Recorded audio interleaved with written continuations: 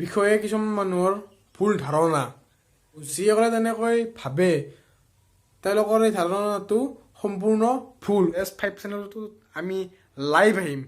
তো গাইজ সেই লাইভটো তো হেল্ল' গাইজ, তো গাইজ আজি আপোনালোকক পুনৰ স্বাগতম জনাইছোঁ। মই যে আছে মোৰ আজি এটা অন্য ভিডিঅ' লৈ। তো গাইজ আজি আমাৰ ভিডিঅ'ৰ টপিকটো হৈছে ইউটিউব।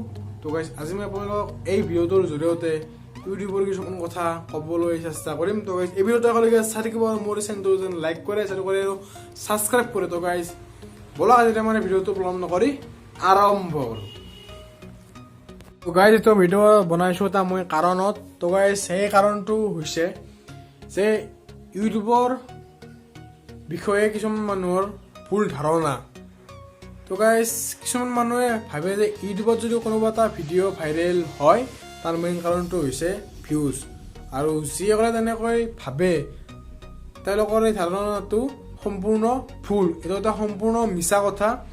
বৰ্তমান সময়ত এই কাৰণে তেনেকৈ কৈছোঁ যে এইটো কথা সঁচা আছিল যে ভিউজৰ কাৰণে ভিডিঅ' ভাইৰেল হয়। এইটো কথা সঁচা আছিলে 2019 চনৰ মাজ ভাগলৈকে, কিন্তু তাৰপিছত এটা ইউটিউবত নতুন আপডেট আহিলে আৰু য'ত লিখা আছিল যে আপোনালোকৰ যদি কোনোবা এটা যদি ভিডিঅ' ভাইৰেল হয় তাৰ মেইন কাৰণটো হ'ব ৱাটচ টাইম, নট ভিউজ। তো গাইজ যিসকলে জনা নাছিল, আশা কৰোঁ এই ভিডিঅ'টোৰ দ্বাৰা আপোনালোকে জানিলে যে ভিডিঅ' ভাইৰেল হোৱাৰ মেইন কাৰণটো কি। তো গাইজ ইয়াৰ লগতে আৰু কথা এটা কওঁ যে 1 ফেব্ৰুৱাৰী অৰ্থাৎ এই শনিবাৰে আমাৰ বনগাঁৱৰ সভাৰ গোসাঁই ওলোৱা কাৰ্য, আৰু সিদিনা আমাৰ মজা লাগে, বোম মাৰে, ঢোল নকৰা, ডান্স চান্স চব কৰা হয়। তো গাইজ তাৰে আপোনালোকক দৃশ্য দেখুৱাবলৈ মই স্পেচিয়েলি আপোনালোকৰ জেজ ভাইয়ে আপোনালোকৰ বাবে সিদিনা Z5 চেনেলটোত আমি লাইভ আহিম। তো গাইজ সেই লাইভটোত আপোনালোকে সকলোৱে চাবলৈ নাপাহৰিব, 1 ফেব্ৰুৱাৰী শনিবাৰ নিশা।